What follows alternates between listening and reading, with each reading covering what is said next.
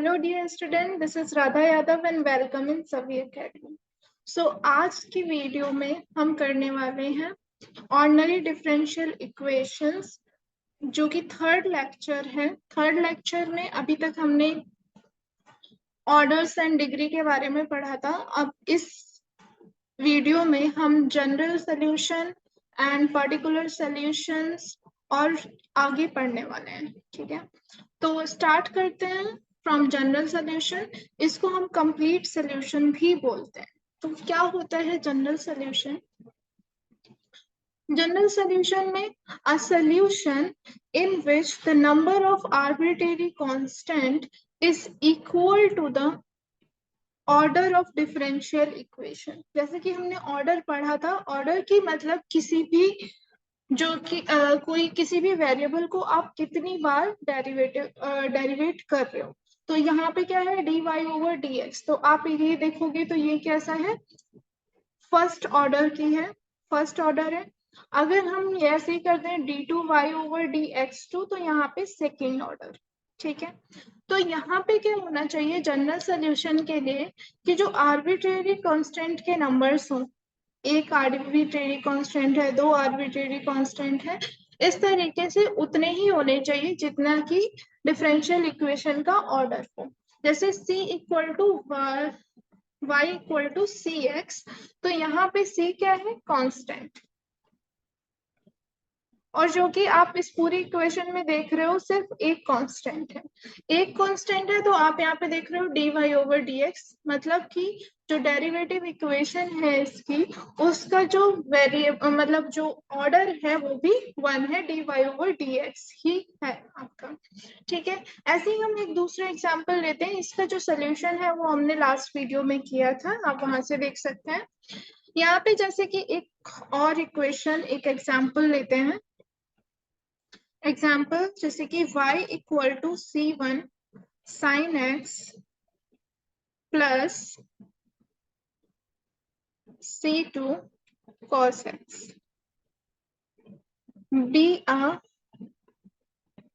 solution of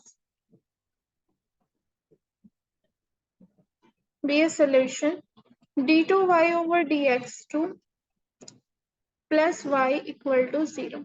ठीक है, इसका सोल्यूशन है। तो यहाँ पे देख रहे हो c1 एंड c2 आपके पास दो कांस्टेंट है, और d2y ओवर dx2 यहाँ पे क्या है, एक सेकेंड ऑर्डर की डिफरेंशियल इक्वेशन यहाँ पे गिवन है, जो कि इसका सोल्यूशन है। ठीक, तो हम करके देखते हैं कि क्या ये ट्रू है। तो ठीक है, फर्स्टली हम डेरिवेट करेंगे, derivate with respect to x, differentiate with respect to x। तो ये हो जाएगा dy over dx equal to c1। अब sin x का डेरिवेटिव क्या होता है, cos x, और प्लस c2, और यहाँ पे cos x का होता है माइनस sin x, तो हम directly minus c2 sin x लिखते हैं। ठीक है, अब जस्ट बिकॉज यहाँ पे टू हमारे पास क्या है, टू कांस्टेंट है, तो हम क्या करेंगे, डबल डेरिवेटिव करेंगे। Again differentiate with respect to x, तो dy over dx2 equal to हो जाएगा c1। अब cos x का क्या होता है, माइनस sin x, तो यहाँ पे माइनस sin x लिख दो, माइनस c2 sin x का होता है क्या, cos x। ठीक है, यहाँ पे ये हो गया। अब अगर हम यहाँ से माइनस कॉमन ले लें तो ये अंदर बचेगा c1 sin x plus c2 cos x। ठीक है, ये वैल्यू आ जाएगी, और ये वैल्यू हमारी किसकी है, ये इक्वल टू है y की। ठीक है, तो यहाँ से आप वैल्यू रख सकते हो कि d2y ओवर dx2, इसको ऐसे ही लिख दो। यहाँ से इंप्लाइज करेगा d2y over dx2 equal to minus y. अब इस y को इधर ले आओ तो ये आ जाएगा d2y ओवर dx2, इधर आएगा तो प्लस का y इक्वल टू 0। तो जो मैंने कहा था कि ये इसका सोल्यूशन है, तो ये हमारा प्रूव्ड हो गया। इसका मतलब अगर दो कांस्टेंट हैं, दो आर्बिट्रेरी कांस्टेंट है, तो आपके जो ऑर्डर आएगा डिफरेंशियल इक्वेशन का वो 2 ही आएगा। आई होप यहाँ तक क्लियर है आपको। अब हम देखते हैं क्या नेक्स्ट थिंग, नेक्स्ट क्या है, पर्टिकुलर सोल्यूशन है, ये स्पेलिंग मिस्टेक है,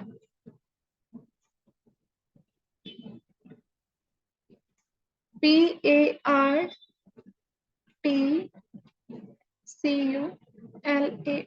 पर्टिकुलर सोल्यूशन। ठीक है, ये टाइपिंग मिस्टेक है। तो पर्टिकुलर सोल्यूशन में क्या होता है, a solution which obtained from general solution, जिसको हम जनरल सोल्यूशन से ऑब्टेन करें by giving some value to all arbitrary constant. इसमें क्या करना होता है, आपको जस्ट कुछ भी वैल्यू देनी होती है, कुछ भी पर्टिकुलर वैल्यू दे दो आप कांस्टेंट को, तो वो क्या होता है, उसका पर्टिकुलर सोल्यूशन होता है। लाइक ये y equal to c x क्या है, y equal to c x है, तो यहाँ पे कांस्टेंट को आप वैल्यू दे दो c इक्वल टू सपोज 2। ठीक है, तो ये y इक्वल टू हो जाएगा 2x। ये क्या हुआ भैया, particular solution.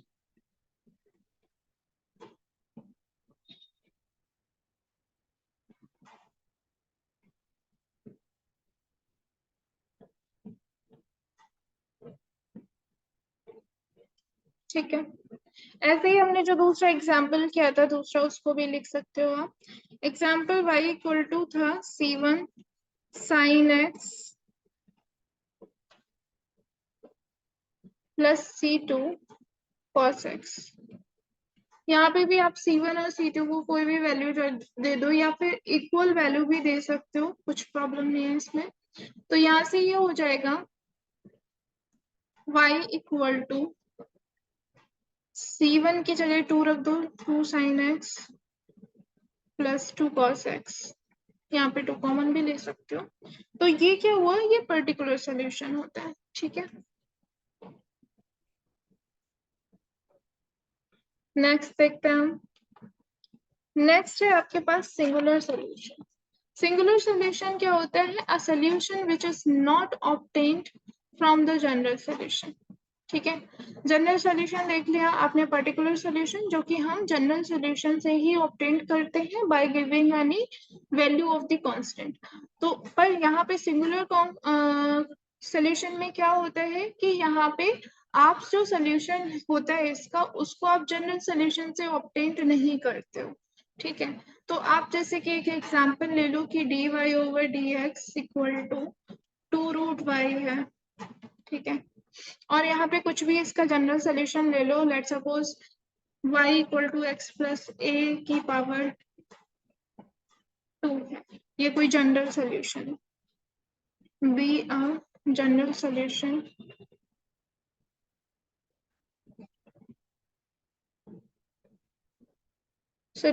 Of equation 1।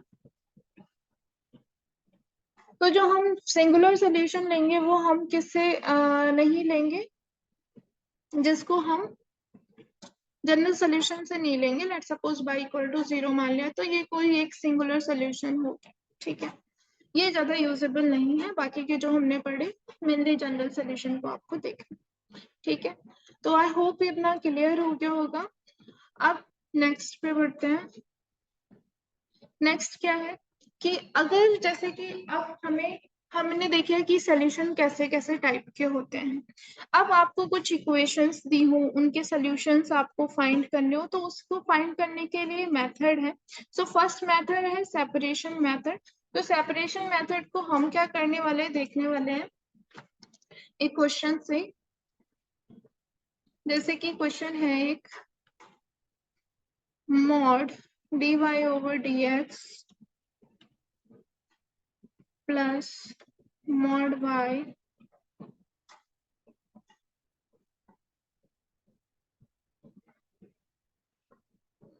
one second,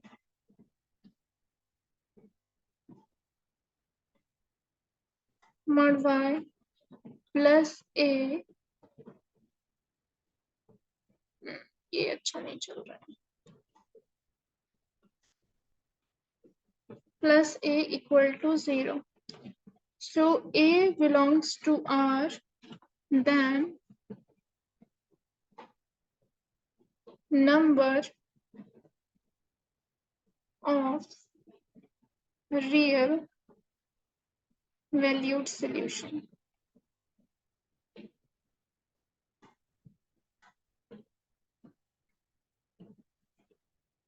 real value जल्दी से निकाले। अब हमें पता है कि यहाँ पे ए जो है वो आर को बिलोंग कर रहा है, रियल नंबर। तो रियल नंबर्स में ये जीरो भी हो सकता है ए, और लेस देन जीरो भी वैल्यू हो सकती है, ग्रेटर देन जीरो भी वैल्यू हो सकती है। मतलब पॉजिटिव नेगेटिव सारी वैल्यूज हो सकते हैं ना रियल नंबर्स में। तो हम इसके 3 केसेस बनाएंगे। एक बार हम केस बनाते हैं कि लेट्स सपोज कि ए इक्वल टू 0 है।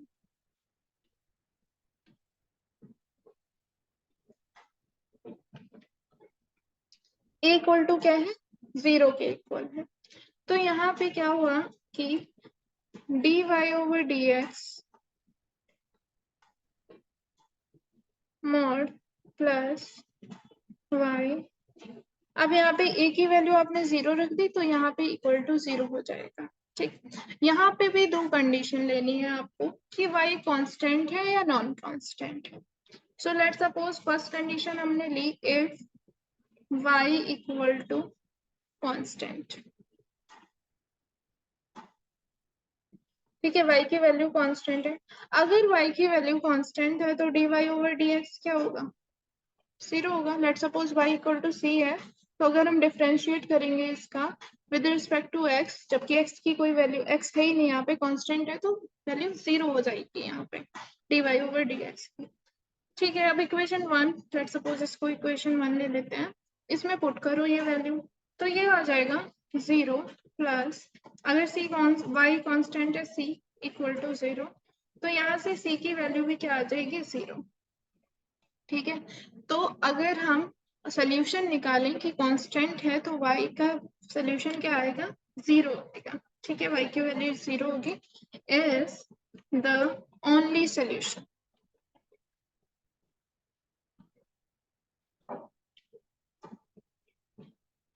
ओनली सोल्यूशन 0 आ रहा है तो इसको 0 सोल्यूशन भी बोलेंगे, 0 सोल्यूशन। मतलब अगर a इक्वल टू 0 हुआ आपका, तो जो आपका सोल्यूशन आएगा उसको 0 सोल्यूशन बोलेंगे। ठीक है, इतना क्लियर होगा। ठीक है, अब क्या करते हैं हम, दूसरी कंडीशन देखते हैं। अगर क्या है कि y आपका नॉन कांस्टेंट है, ठीक है, y अगर नॉन कांस्टेंट है तो second condition,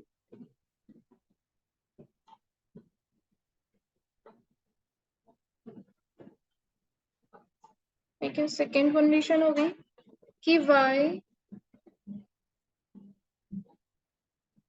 equal to non constant.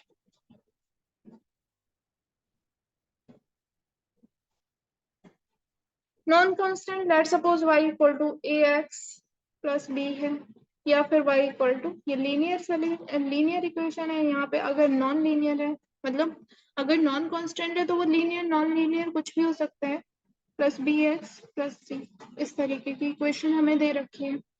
तो यहाँ पे अगर आप करोगे d Y over D x, देखो अगर लीनियर है तो उस कंडीशन में तो कांस्टेंट वैल्यू आ जाएगी, और अगर नॉन लीनियर है तो यहाँ पे जैसे कि एक बार डेरिवेटिव करोगे तो क्या आएगा, x की वैल्यू, x का टर्म आ जाएगा। तो यहाँ पे वैल्यू कांस्टेंट भी हो सकती है और नॉन कांस्टेंट भी हो सकती है।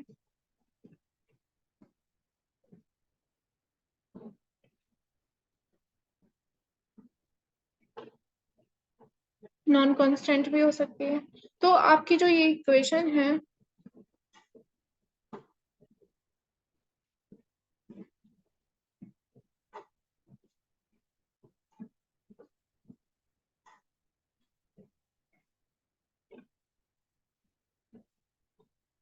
ये फर्स्ट कंडीशन ही फर्स्ट केस 1 में ही चल रहा है, मतलब a की वैल्यू तो 0 है हमारी, तो यहाँ पे a नहीं लिखेंगे, इक्वल टू, यहाँ पे हो गया 0। अब देखो ये तो वैल्यू आ रही है कैसी, कांस्टेंट भी हो सकती है और ये वैल्यू नॉन कांस्टेंट भी हो सकती है। ठीक है, और यहाँ पे y की वैल्यू क्या है, हमने नॉन कांस्टेंट ली है।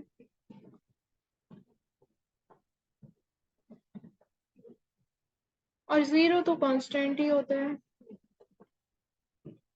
मतलब यहाँ पे बोल रहे हैं कि अगर आप टू नॉन कांस्टेंट वैल्यूज को या फिर कांस्टेंट वैल्यू, ये तो कंडीशनल है ना कि अगर, पर यहाँ पे एक तो नॉन कांस्टेंट है ना, अगर कांस्टेंट में आप चाहें तो नॉन कांस्टेंट यूज करो या फिर कांस्टेंट यूज करो, तो भी आपकी वैल्यू नॉन कांस्टेंट आएगी, ये पूरी वैल्यू नॉन कांस्टेंट ही आएगी। मतलब कुछ ना कुछ वेरिएबल होगा, और जो कि इक्वल हो खा रहे कांस्टेंट के, ऐसा तो पॉसिबल नहीं हो सकता है। सो इस कंडीशन में जो सेकंड इसकी कंडीशन है केस 1 की, इसमें होगा there is not solution exist, there is no solution exist.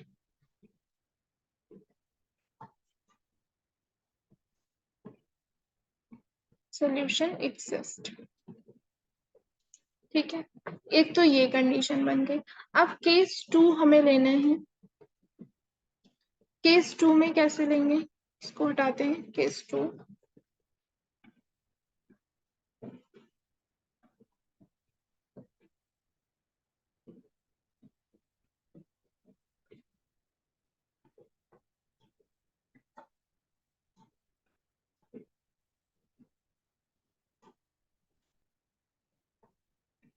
Case 2 देखते हैं। केस 2 में क्या करो आप, ए ग्रेटर देन 0 है, ए ग्रेटर देन 0। अगर ए ग्रेटर देन 0 है तो ये इक्वेशन जो d Y over D x mod plus a equal to 0 है, ये वैल्यू कैसी होगी, ये ग्रेटर एंड इक्वल देन 0 होगी, ठीक है। अगर ये वैल्यू ग्रेटर देन 0 है तो डी वाई ओवर एक्स या तो 0 के इक्वल होगी या फिर ग्रेटर होगी, कुछ भी, ठीक है। और यहाँ पे y की वैल्यू भी ग्रेटर एंड इक्वल देन 0 होगी, और ए हमने कंडीशन ली है कि ए ग्रेटर देन 0 है, तो ये पूरी value greater and equal than 0 होगी, जो कि 0 के इक्वल दिखा रहा है, तो यहाँ पे भी आपका नो सोल्यूशन एग्जिस्ट होगा,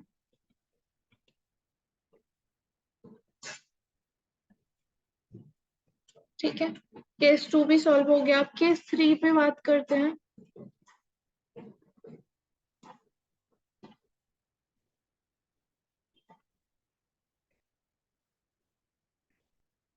केस 3 ए लेस देन 0 ले लेते हैं, ठीक है।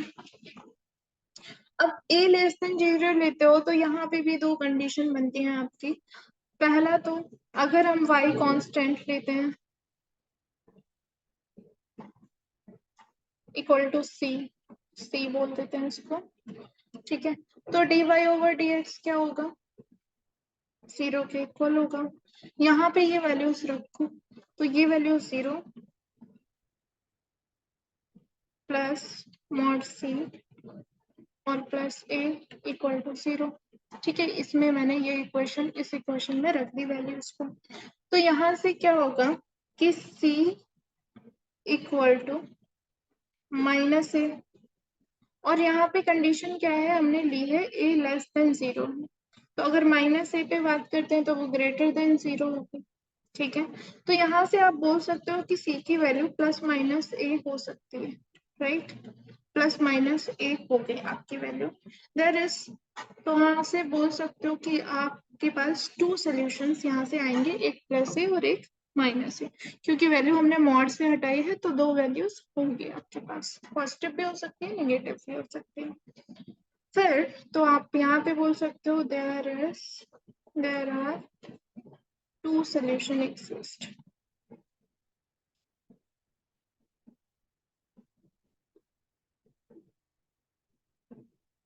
ठीक है। नेक्स्ट कंडीशन अगर हम क्या लें कि नॉन कांस्टेंट है value,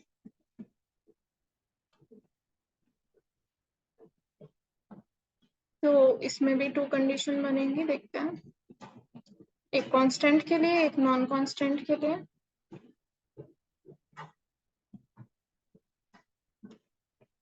y equal to non constant, y अगर नॉन कांस्टेंट है तो इसका मतलब हुआ कि dy ओवर dx भी नॉन कांस्टेंट होगा, जैसे कि हमने देखा था नॉन कांस्टेंट होगा या कांस्टेंट होगा, जो कि linear and non linear equation के लिए आपने देखा। तो यहाँ पे कांस्टेंट होगा और नॉन कांस्टेंट होगा।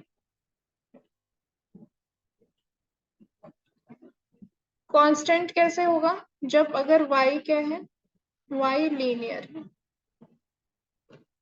और नॉन कांस्टेंट कब होगा, बाई नॉन लीनियर। स्क्वायर में पावर है कांस्टेंट वेरिएबल की या क्यूब है, तो उस कंडीशन में क्या होगा, नॉन कांस्टेंट आएगा। तो यहाँ से आप ये कह सकते हो dy over dx plus y plus a equal to 0। तो यहाँ पे ये जो वैल्यू है वो कांस्टेंट होगी और नॉन कांस्टेंट होगी।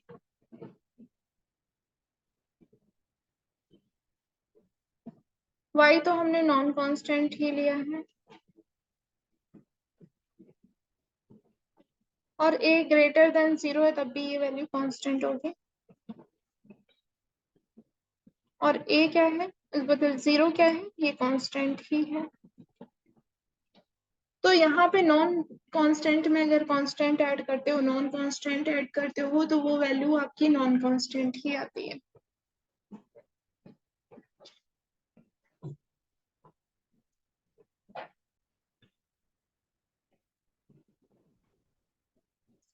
तो यहाँ पे क्या दिया गया है कि नॉन कांस्टेंट कांस्टेंट के इक्वल है, दैट्स नॉट पॉसिबल।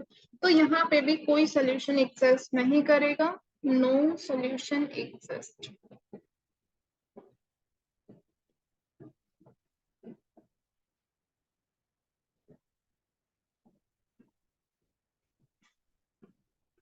अब इसको एक बार हम सम अप कर लेते हैं कि हमने क्या क्या कंडीशंस पढ़ी हैं इसके लिए।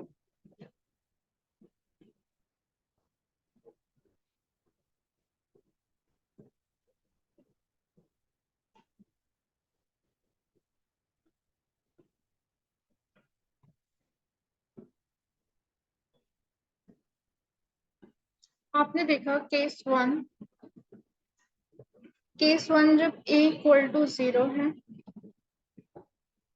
तो आपने क्या देखा कि ओनली वन सोल्यूशन होगा, ओनली जीरो सोल्यूशन जिसे कहोगे, कि गिवन ODE मतलब ordinary differential equation has only zero solution. ठीक है, y इक्वल टू 0 आएगा तो जीरो सोल्यूशन। फिर हमने केस 2 देखा, a ग्रेटर देन 0, तो उसमें क्या आया था, no solution.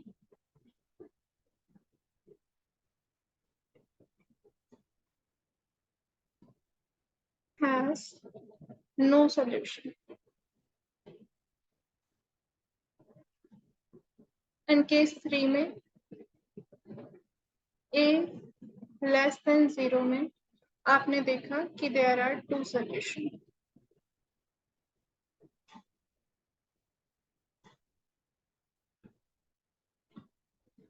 So I hope separation method में हम कैसे सॉल्व करेंगे ये आपको समझ में आ गया होगा। ठीक है, जैसे कि अभी हम क्या करते हैं, एक क्वेश्चन से इसको सॉल्व करते हैं। एक क्वेश्चन है, लेट्स सपोज ये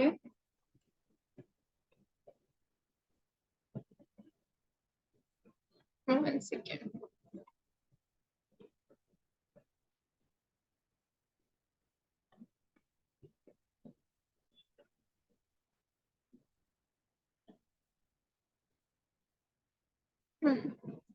एक क्वेश्चन लेते हैं हम, जैसे कि dy over dx plus y equal to 0 and y0 equal to 1, then number of real valued solution, कि कितने सोल्यूशन होंगे रियल।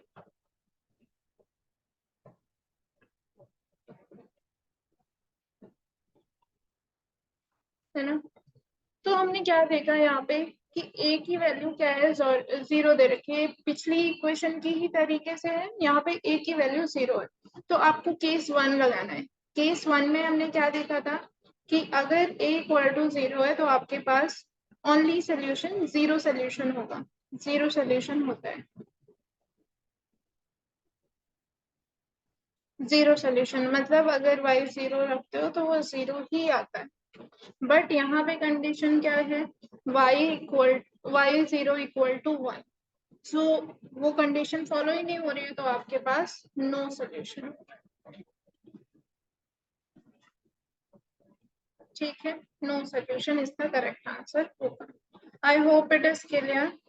अब जैसे एक क्वेश्चन देखते हैं कि आपको कोई क्वेश्चन इस फॉर्म में दे रखा हो कि the initial value problem,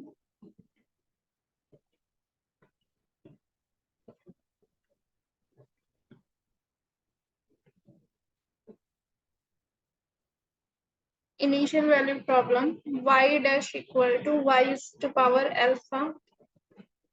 Here alpha belongs to 0, 1 and y, यहाँ पे y की वैल्यू कुछ भी, y इक्वल टू 0। ठीक है, y 0 इक्वल टू 0 यहाँ पे दे रखा है। इस तरीके की कोई कंडीशन यहाँ पे, लेट सपोज ये क्वेश्चन हम इन जनरल ले रहे हैं तो a इक्वल टू 0 हो, कोई भी कांस्टेंट जो हो वो 0। ठीक है, तो इसके लिए क्वेश्चन को देखते हैं कि एक एग्जांपल लेके, example 2y3 dy over dx equal to y is to power 1/3। ठीक है, इसी फॉर्म में दे रखा है, इस क्वेश्चन को सॉल्व करके हमें देखना है। सॉल्व करेंगे, कैसे करेंगे, डिफरेंशियल इक्वेशन में गिवन है तो सॉल्यूशन निकालने के लिए आपको क्या करना पड़ेगा, इसका इंटीग्रेशन करना पड़ेगा। तो integration on both side, so 2/3 dy over dx equal to y is to power 1/3। अब इसको y वाले टर्म्स को इधर ले आते हैं, 2/3 dy over y is to power 1/3 equal to dx। इसको डिफरेंशिएट करो, आपको पता है कि y is to power n की y is to power n है, तो इसका आप इंटीग्रेशन करोगे तो y is to power n+1 upon n+1 हो जाएगा, और इस y को पहले ऊपर ले जाओ तो -1/3 पावर हो जाएगी, तो 2/3 और ये हो जाएगा y -1/3 +1 upon -1/3 +1 equal to x plus c. ठीक है, कोई भी कांस्टेंट हम यहाँ पे ले लेते हैं, तो ये हो गया 2/3 और ये y is to पावर कितना हो जाएगा, 2/3 अपॉन 2/3। ठीक है, 2/3 से 2/3 कैंसिल, x प्लस सी। ठीक है, अब आपको इनिशियल कंडीशन इसमें एक और दे रखी है क्वेश्चन में, let suppose y 0 equal to 0, मतलब अगर हम y 0 की वैल्यू रखें तो वो 0 आती है, x की वैल्यू 0 रखें तो y की साइड भी 0 आएगी, मतलब ये वाली 0 आएगी इक्वल टू ये 0 प्लस सी, तो यहाँ से c की वैल्यू 0 आ जाएगी। इसको इक्वेशन 1 लो और इसमें पुट कर दो, तो यहाँ से आप क्या कर सकते हैं कि यहाँ से आप लिख सकते हैं y is to power 2/3 equal to x plus 0, ये वैल्यू 0 हो गई, तो मतलब y की x की वैल्यू ये आ जाएगी। यहाँ से अगर y निकालना हो, y सोल्यूशन होता है, y इक्वल टू होगी x की पावर 3/2, पावर चेंज हो जाएगी, मतलब न्यूमरेटर डिनोमिनेटर चेंज हो जाएगा। ठीक है, तो यहाँ से आपको कितने सोल्यूशन मिलते हैं वो हम देखते हैं कि y अगर y रियल होगा एक कंडीशन में जब x ग्रेटर देन 0। ठीक है। x greater than 0 then real solution आएगा, क्योंकि ये जो है ना, अगर हम इसको लिखना चाहें तो ये रूट में दे रखी है, 3 को अलग निकालो तो 1/2 पावर है और ये रूट में है। अगर वैल्यू 0 से बड़ी होती है तभी ये कंडीशन कैसे बनेगी, रियल बनेगी। अगर y इमेजिनरी कब होगी,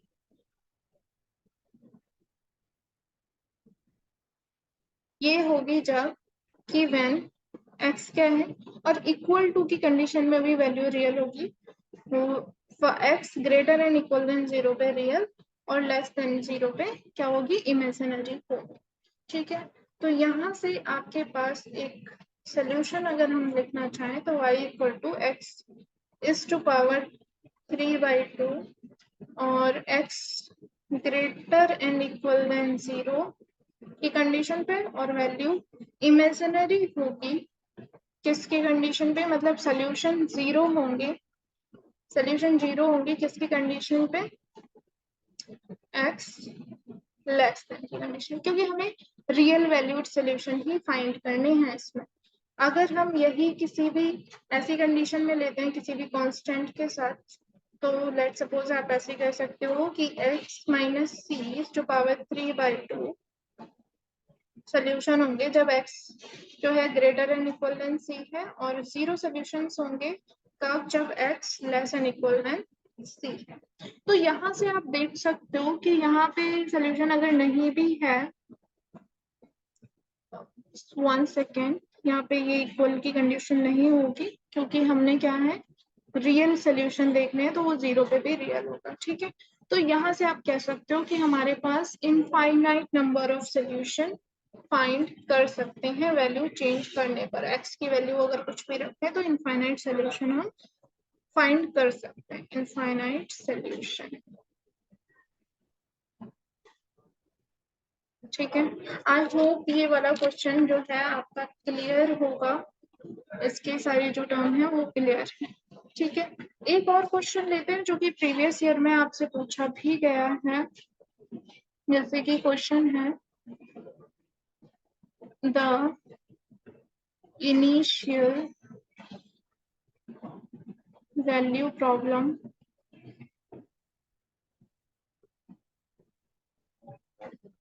y dash equal to under root y such that y0 equal to alpha और alpha greater and equal than 0। ठीक, ये क्वेश्चन आपको गिवन है और यहाँ पे ऑप्शंस हैं कि ए ऑप्शंस है at least 2 solutions,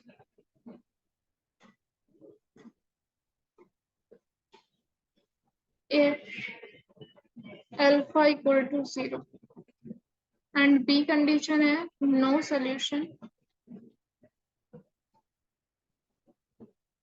if alpha greater than 0। C है at least 1 solution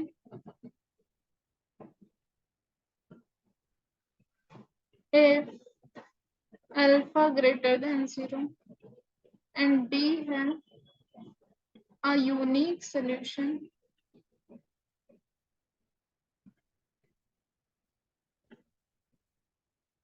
if alpha equal to 0। दो कंडीशंस यहाँ पे, इतनी कंडीशंस आपको, इतने ऑप्शंस दिए गए। ठीक है, तो देखते हैं इसको सॉल्व करते हैं। देखो जनरल फॉर्म क्या होती है, अल्फा डैश, पेन चेंज कर लेती हूँ, अल्फा डैश जो होती है equal to by dash equal to, by dash का मतलब होता है यहाँ पे dy ओवर dx। ठीक है, y टू पावर बीटा, तो यहाँ पे अगर कंपेयर करा जाए इसको तो बीटा की पावर कितनी आ जाएगी, 1/2 और 1/2 आ रही है, दैट मीन ये बिलोंग कर रही है 0,1 के बीच में। ठीक है, सो यहाँ से आप कह सकते हो कि फाई अगर a इक्वल टू 0 है इक्वल टू अल्फा, ये कंडीशन यहाँ पे बन रही है। ठीक है, ये कंडीशन हमने यहाँ से क्वेश्चन में से देख के लिखी है। तो इसको सॉल्व करते हैं, सॉल्व करेंगे तो dy over dx equal to आपको दे रखा है, इसको dy ओवर dx लिखा y टू पावर 1/2। डिफरेंशिएट करना पड़ेगा पहले, तो हमें इसको dy over dx sorry integrate करना पड़ेगा सोल्यूशन निकालने के लिए, क्योंकि डिफरेंशियल इक्वेशन है। So y is to power 1/2 equal to dx, integrate कर दो बोथ साइड, तो यहाँ से इसका ये आंसर जो आएगा क्या आएगा, यहाँ से आएगा y is to power -1/2 plus 1 upon -1/2 plus 1 equal to x plus C.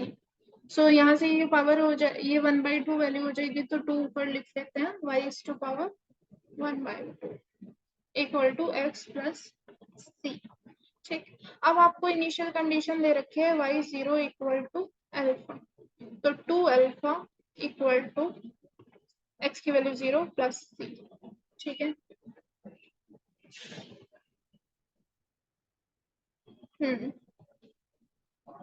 Alpha की पावर 1/2 भी होगी।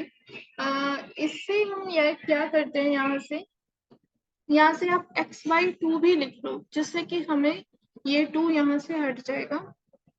फर्स्टली आप क्या करो, y is to power 1/2 equal to x/2 plus c/2। ठीक है, अब c/2 को आप कांस्टेंट फिर से c लिख सकते हो, 1/2 इक्वल टू x/2 और प्लस सी, बड़ा वाला सी लिख लेते हैं यहाँ पे। और यहाँ पे अब वैल्यूज को पुट करते हैं, यहाँ पे y की जगह पे अल्फा हो जाएगा, alpha is to power 1/2 equal to ये 0 प्लस सी, तो सी की वैल्यू आ गई आपकी alpha is to power 1/2।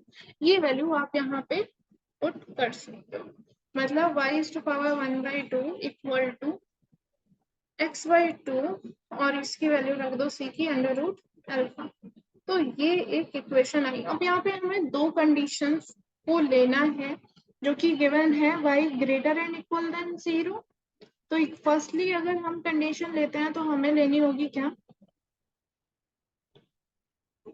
If यहाँ से alpha equal to 0, alpha equal to 0, पहले थोड़ा सा इसको और सॉल्व करो, y की वैल्यू क्या आ जाएगी, x/2 plus under root alpha, और ये 1/2 पावर इधर आएगी तो ये स्क्वायर बन जाएगा। ठीक है, अब y की वैल्यू क्या, अगर अल्फा की वैल्यू यहाँ पे 0 रख देते हैं तो ये आ जाएगी x/2 का स्क्वायर, मतलब x²/4, ये एक वैल्यू आ जाएगी। अगर हमारी क्या हुई, if alpha equal greater than 0, greater than 0, तो y की वैल्यू आ जाएगी x/2 plus under root alpha की पावर स्क्वायर। ठीक, यही कंडीशन बनेगा। तो एटलीस्ट यहाँ पे अब ऑप्शन के अकॉर्डिंग देखो,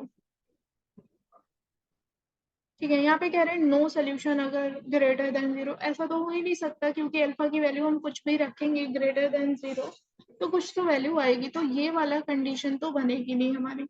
फिर यहाँ पे कह रहे हैं at least one solution of alpha greater than 0, या एक ये वाला ऑप्शन सही हो सकता है, सी वाला सही होगा। अब यहाँ पे कह रहे हैं कि यहाँ पे unique solution of alpha equal to 0, ऐसा तो कुछ आया नहीं है यूनिक सोल्यूशन, एक्स की वैल्यू चेंज होगी, तो ये वाला कंडीशन नहीं बनेगी। At least two solution if alpha equal to 0, हाँ ये कंडीशन आपकी सही हो सकती है। तो यहाँ पे ऑप्शन क्या होंगे, ए एंड सी करेक्ट होंगे। ठीक है, सो आई होप ये आपको समझ में आ गया। अब हम नेक्स्ट टॉपिक पे बढ़ते हैं। नेक्स्ट टॉपिक जो है आपका ordinary differential equation of first order and first degree. ठीक, तो इसमें क्या है, फर्स्टली आपको कुछ देखने हैं रिप्रेजेंटेशन।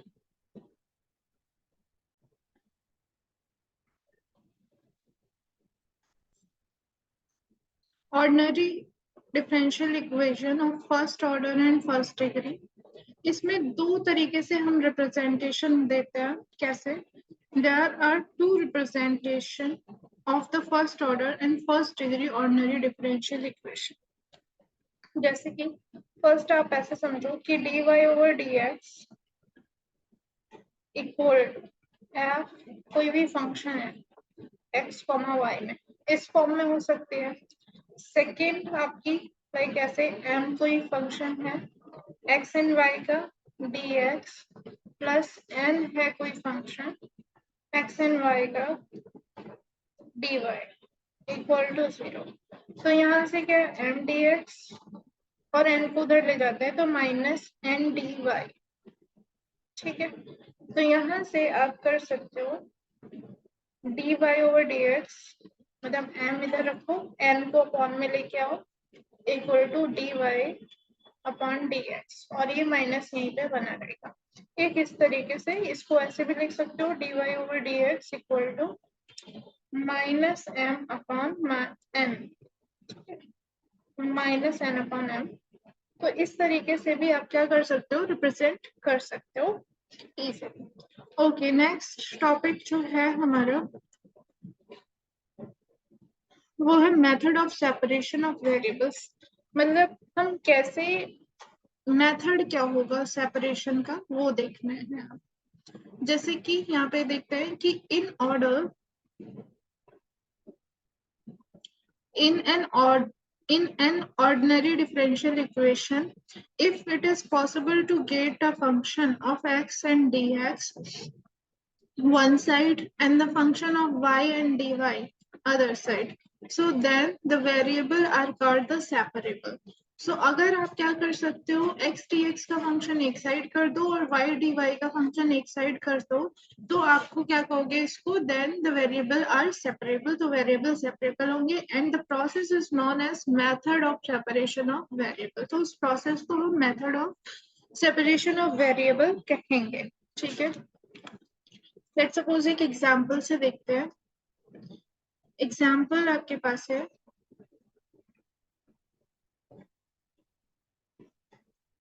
dy over dx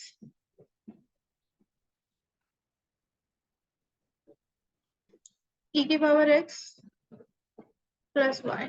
ठीक है, अब आपको पता है कि अगर पावर्स ऐसे लिखी हैं तो हम उसको इनटू में चेंज कर सकते हैं, कन्वर्ट कर सकते हैं। dy over dx equal to E X into e's to power y।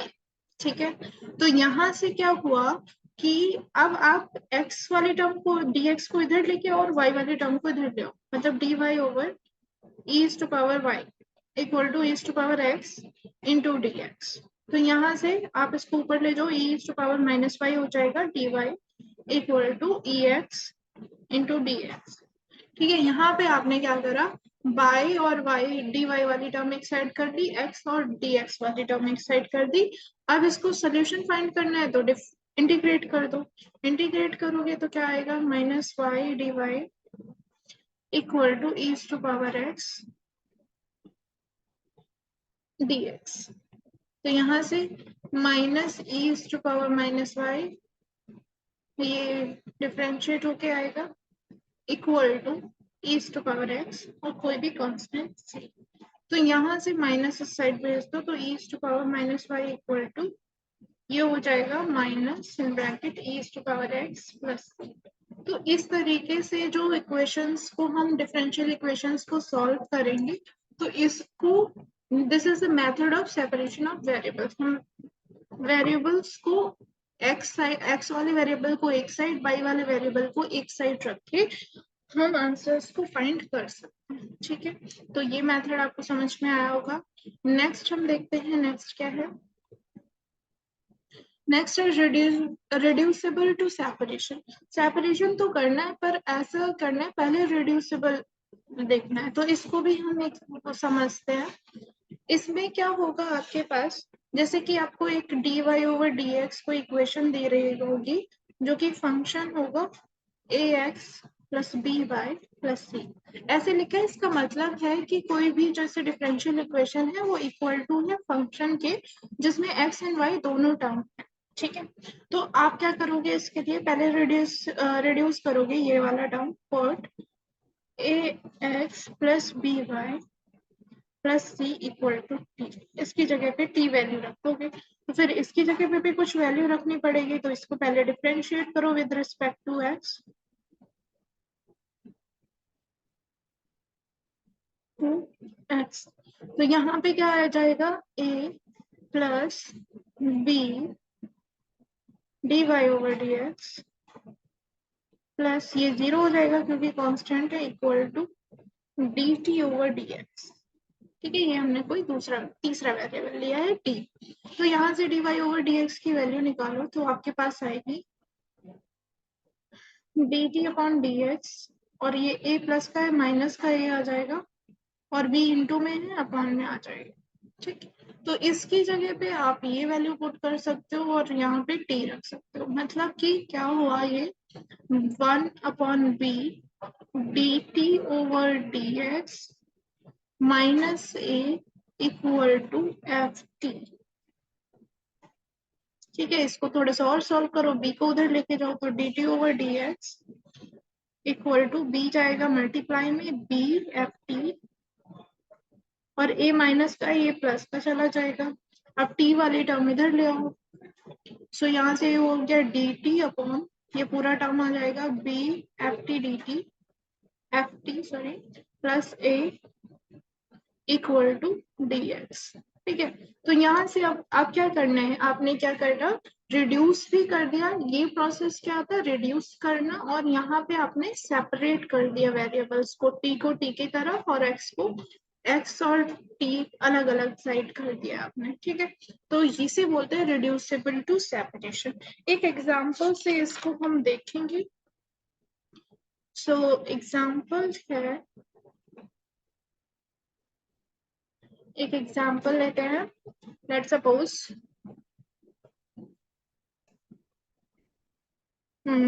example dy/dx equal to a square upon x plus Y का होल स्क्वायर। ठीक है, ये इक्वेशन है कोई भी, ये डिफरेंशियल इक्वेशन है, ऑर्डिनरी डिफरेंशियल इक्वेशन। तो इसको हमें सॉल्व करना है। अब देखो x प्लस वाई प्लस में दिया है, तो इसको सेपरेट तो नहीं कर सकते, तो हमें कौन सा मेथड लगाना होगा, रिड्यूसिबल टू सेपरेशन। पहले रिड्यूस करना होगा, तो पुट एक ही मेथड है, x plus Y equal to T, T को इक्वल पुट करो। ठीक है, तो हमें dy/dx की भी वैल्यू चाहिए होगी, तो differentiate with respect to x, x के रिस्पेक्ट में करोगे तो 1 हो जाएगा x का, प्लस dy/dx, और ये हो जाएगा dt/dx। तो यहाँ से dy/dx निकल के आएगा dt/dx माइनस 1। अब ये वैल्यू यहाँ पे रख दो, इसको इक्वेशन 1 ले लो, पुट इन 1। ठीक है, तो यहाँ से क्या करा आपने, ये dt/dx minus 1 equal to a square upon, ये क्या हो जाएगा, t स्क्वायर। ठीक है, इसकी जगह t वैल्यू रख दी, इसको इधर लेके जाओ तो dt/dx equal to a square by t square plus 1। तो यहाँ से क्या आ जाएगा, इसको एलसीएम ले लो, dt/dx और equal to a square plus T square upon T square. अब टी स्क्वायर वाले टर्म इधर, dx को इधर ले आओ, तो यहाँ से ये हो जाएगा आपके पास